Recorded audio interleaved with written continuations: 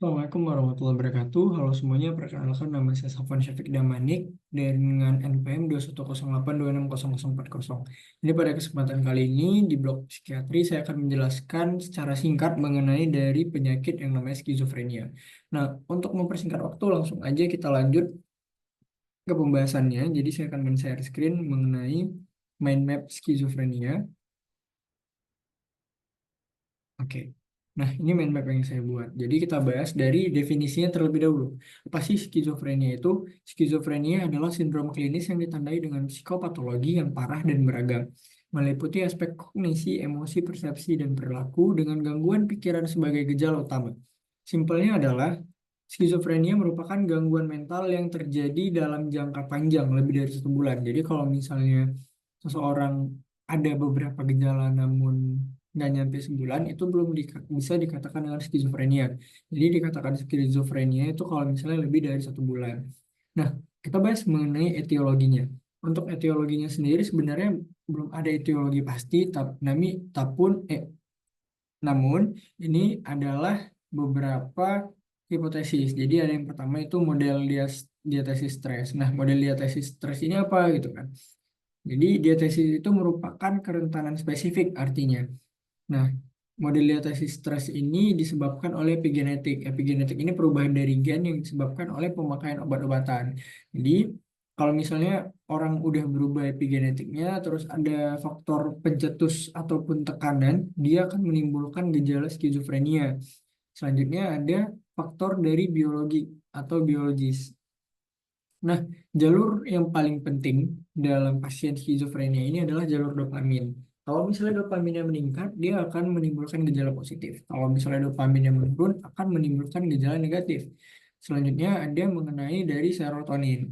Nah, kalau serotonin ini, dia biasanya metabolismenya itu jadi abnormal pada pasien skizofrenia. Bisa jadi hiper ataupun hipo. Kalau norepinefrin sendiri, nanti kalau misalnya norepinefrin ini meningkat, timbulnya sensitasi pada antaran impuls sensorik gitu, jadi meningkat.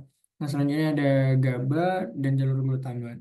Nah, untuk gen sendiri ada disbindin, NRG1, BDNF, brain defined neurotrophic factor, sama eh, DSC1. Nah, untuk dari gen ini, yang di SC1 ini, dia adanya gangguan pada trimester kedua yang menyebabkan adalah adanya gejala dari skizofrenik ini.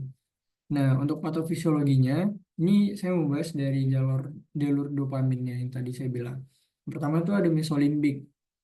Kalau misalnya jalur mesolimbiknya ini terganggu, akan menyebabkan halusinasi, waham, hiperaktif. Kenapa demikian? Karena pada jalur ini itu dia mempengaruhi perilaku sensasi kesenangan.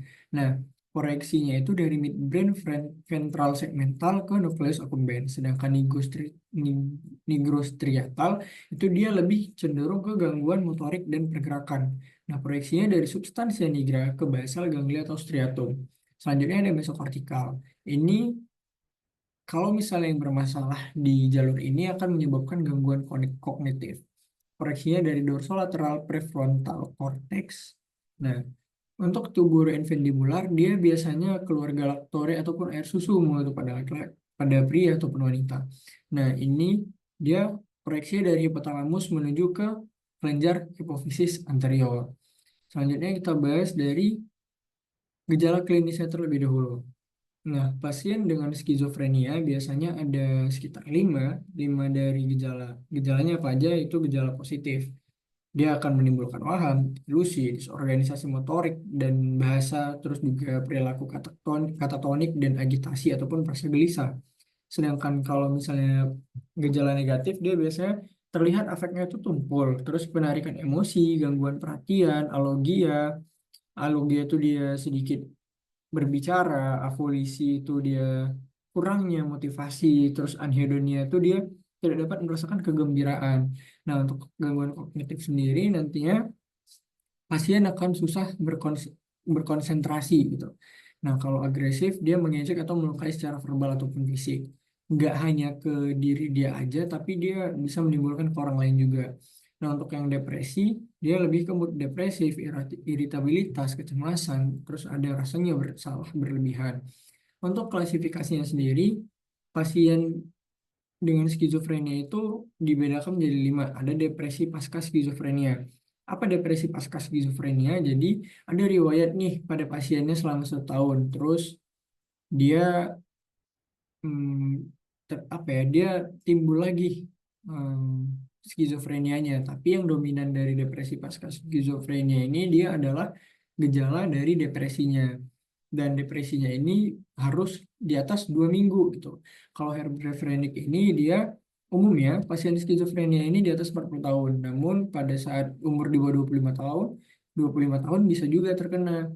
Nah, pasien dengan skizofrenia Herbert Frennik ini dia biasanya sifatnya kayak kekanak-kanakan ataupun nggak bisa bertanggung jawab. Nah, untuk klasifikasi selanjutnya itu mengenai paranoid.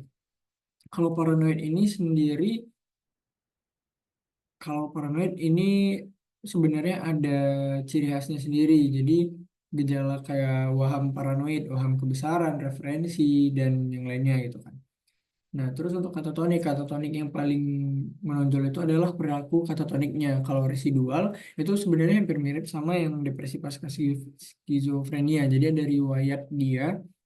riwayat skizofreni terus muncul lagi, tapi yang dominan dari sini adalah gejala negatifnya, berbeda dengan yang depresi pasca skizofreni yang lebih dominan gejala depresinya. Nah, selanjutnya kita bahas dari CMD-nya. Ada 2 sebenarnya kriteria yang bisa kita gunakan. Jadi yang pertama itu ada DSM-4. Kalau menurut DSM-4 itu adanya 2 gejala dari 6 ini, waham, halusinasi, bicara ataupun perilaku disorganisasi, gejala negatif dan disfungsi sosial, kita bisa menetapkanlah bahwa pasien ini tuh terkena skizofrenia. Nah, apa sih bicara disorganisasi itu? Contohnya misalnya tangan sialisme atau sirkumstansial gitu. Nah, terus kalau berdasarkan dari PPDGJ 3, satu atau di satu dari 4 ini atau misalnya 2 kalau nggak jelas gitu gejalanya. Jadi ada TOF, delusion, halusinasi auditorik, sama waham menetap lainnya. Untuk TOF sendiri sebenarnya ada TOF ICO, TOF insertion, TOF withdrawal, casting gitu kan. Delusion ada delusion positivity, control, influence, perception, dan yang lainnya gitu. Nah, untuk selanjutnya kita bahas mengenai dari tata laksananya. Tata laksananya itu sendiri ada farmako dan non farmako. Untuk yang non farmakonya kita bisa melakukan yang namanya hospitalisasi, psikoterapi ataupun psikoedukasi. Untuk farmakologinya sendiri kita dapat menggunakan haloperidol dan risperidon. Nah, untuk haloperidolnya sendiri ini kita bisa menggunakan dosisnya itu sekitar 1,5 mg 3 kali 1, sedangkan risperidonnya 2 mg 2 kali 1 atau 2 kali 2 gitu. Nah, jadi pada fase terapi ini dia ada akut, stabilisasi, sama stabil. Nah, pada fase akut itu kita memberikan obat 4 sampai 8 minggu. Nah, setelah itu kita lihat nggak ada lagi gejalanya, kita masuk ke fase stabilisasi. Nah, paling sedikit ini 6 bulan. Nah, pada saat fase stabilisasi, kalau misalnya terjadi serangan selama fase stabil itu sekali gitu kan, berarti itu namanya serangan pertama. Jadi obatnya kita terusin 6 bulan sampai 2 tahun gitu kan. Kalau misalnya ada serangan kedua, 2 sampai 6 tahun. Nah, kalau misalnya udah serangan ketiga, itu dia seumur hidup untuk mengkonsumsi dari obat-obatnya. Oke, mungkin itu saja secara singkat mengenai skizofrenia yang dapat saya sampaikan. Ini merupakan referensi yang saya gunakan. Cukup sekian penjelasan singkat dari saya. Lebih dan kurangnya saya mohon maaf. Kepada Allah saya mohon ampun. Bila taufik wal hidayah. Wassalamualaikum warahmatullahi wabarakatuh.